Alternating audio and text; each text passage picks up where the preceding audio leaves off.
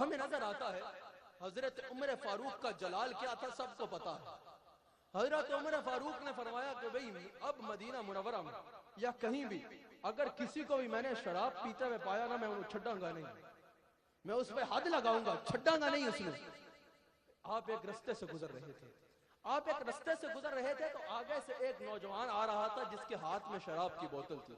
جب اس نے دیکھا کہ عمر آ رہے ہیں ڈر گیا, کانپنا شروع ہو گیا, اللہ کی طرف آسمان کی طرف نظر کو اٹھایا, کہا یا اللہ کو کہ میں تیرا نافرمان ہوں, اس وقت میرے ہاتھ میں شراب کی بوتل ہے, اگر عمر نے مجھے دیکھ لیا تو مجھے چھوڑے گا نہیں, یا اللہ میں تیرے سے معافی مانگتا ہوں, آج اگر تم مجھے عمر سے بچا لے گا نا تو میں اس گناہ کو ہمیشہ کے لیے چھوڑ دوں گا, گناہوں کی زندگی سے توبہ کر لوں گا, گناہوں کو زندگی کو چھوڑ دوں گا اور سچی توبہ کر کے تیری فرما برداری میں زندگی گزاروں گا.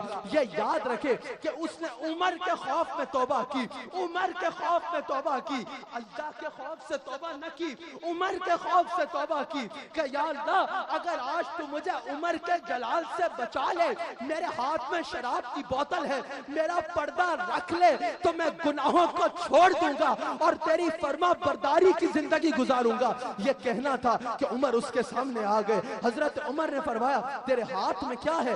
شراب تھی ہاتھ میں. اس نے کہا میرے ہاتھ میں سرکے کی بوتل ہے, میرے ہاتھ میں سرکہ ہے. حضرت عمر فاروق نے دیکھا تو وہ شراب سرکے میں بدل چکی تھی, حقیقت میں سرکہ تھا. میں سوال کرنا چاہتا ہوں کہ اگر کوئی عمر کے خوف سے توبہ کرے تو شراب سرکے میں بدل سکتی ہے, تو اگر کوئی اللہ کے خوف سے توبہ کرے تو گناہ نیکیوں میں کیوں نہیں بدل سکتے؟